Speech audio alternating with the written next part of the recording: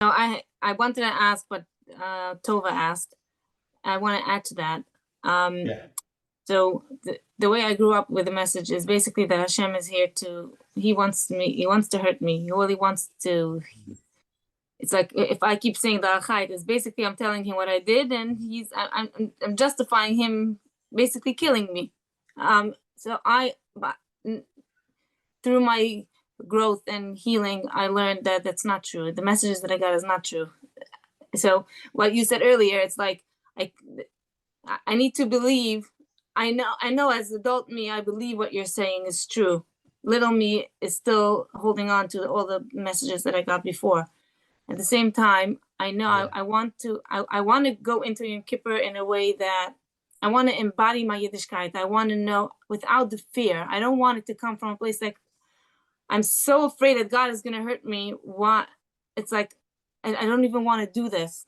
I want to do it in a way of love, of acceptance, of wanting to, and know why I want to do this. Beautiful, beautiful question. I grew up, I'm just going to summarize. You're saying I grew up with the feeling that God is out to get me. He would love to get me, kill me, punish me, and it's still there. And how do I go into Yom Kippur and generally live a life with a different attitude? I gotta breathe. This is tough. I'll tell you why it's tough. I can give you very nice answers if you want, and I will, I'll try to, but that's not the key. The messages that God is out to get you is in your body, it's in your nervous system, right? These are instinctive triggers, am I right or wrong? Sure. Yeah. So lectures are not gonna help. This is somatic work. It's true for all of us. We have messages from childhood. It's ingrained in our amygdala, in the stem of our brains. It's ingrained in our nerves. It's ingrained in our kidneys and our liver. They have intelligence, all these cells. And they come out, and that's what we're experiencing. So we need to heal today on all levels. We need the information. We need the words and the ideas. But more importantly, the cerebral speeches are not working anymore. And I'm the one who gives speeches. So I'm telling you from experience, people, they don't care for speeches anymore. That ship has sailed already. That ship has sailed. People want experience. They need experience. Don't give me more speeches about God. Give me experience. David HaMelech says in Tehillim, and the Alter Rebbe once said it with a niggin, Tamuru ki tov Hashem, Versucht wird sein, as der Eberster is good. That's what we need. That's what you need. Tamu. Can I convince somebody that sushi tastes good? Tamu. Al tam verech en leet vakech. David HaMelech says, Tamu. Can I convince somebody that milkshake is geschmack, or a coffee is good, or vanilla ice cream is good? If you think it's good, some people don't think it's good. Maybe kale or spinach or celery. Taste it. Tamu. If I'm not experiencing God as goodness, I have not tasted God. I have tasted paganism. I have tasted idolatry. I have tasted avodah zarah. So in our generation, we need to have the courage to say, I want to taste God. I want to taste. I don't want to think. I don't want speeches. I want to taste it. Tamuru kitay Hashem. The neshama is godly. And that's where self-love comes from, by the way.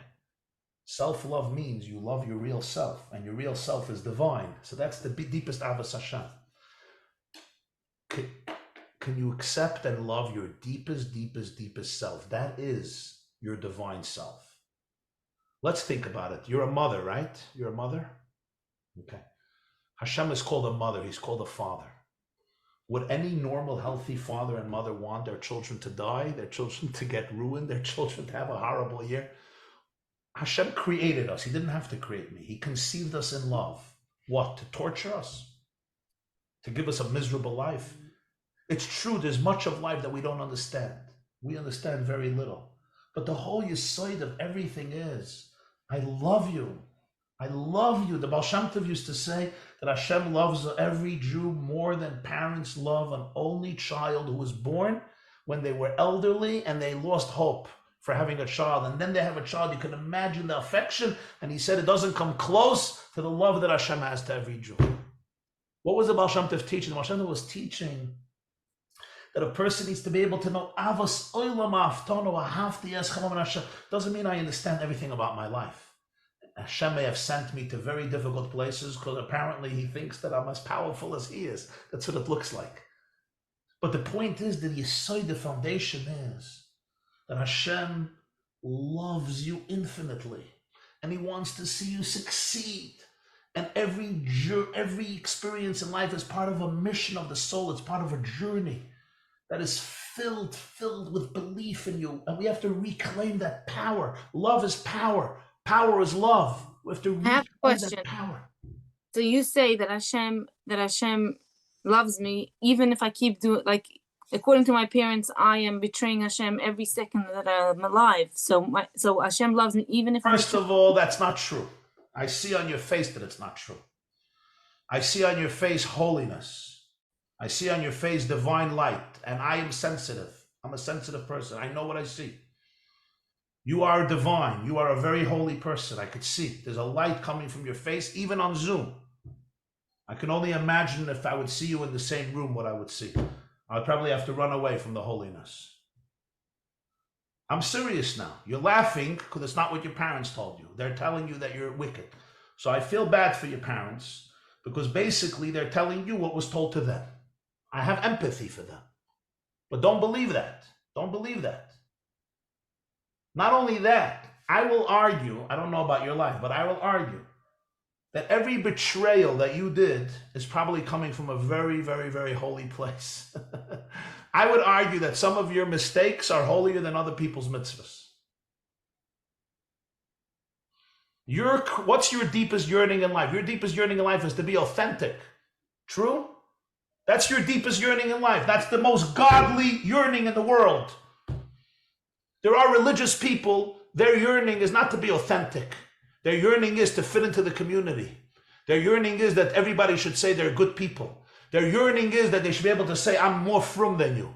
Your yearning is to be authentic. You know why? Because you're godly. And God is truth and authenticity. You don't care for lies. The Gemara says, emes. Emes Hashem lo'elam. Ani Hashem alekeichem. Emes. You're looking for emes. You're not betraying God, please. You're betraying fake gods. Yeah, that's what you're betraying, the fake gods. The gods of lies, the god of politics, the god that's just here for social conformity so that the kids should be in a perfect family and get the best shidduchim. That's what you're betraying. You know what? Good for you. I'll tell you who else betrayed God. You know who else? Avram Avinu. He used to smash idols. You know what Terach used to tell Avram? You're betraying God because he smashed idols. Thank God he smashed idols. If God is an idol, you should smash it. Verstehst was ich sag? Oder nicht?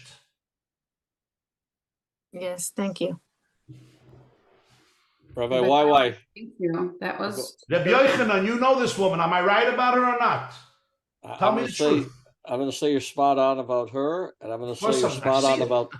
I'm sure, I believe that most of Klal Yisrael is the same way, but I can only attest to the 220 amazing holy neshamas that have gone through that we've literally had the schus to spend 7 days with, and it's unbelievable. I want to tell you that your greatest sin, you know what your greatest sin is? I'm not going to tell you what your greatest sin is. Your greatest sin is that you think that you're full of sin.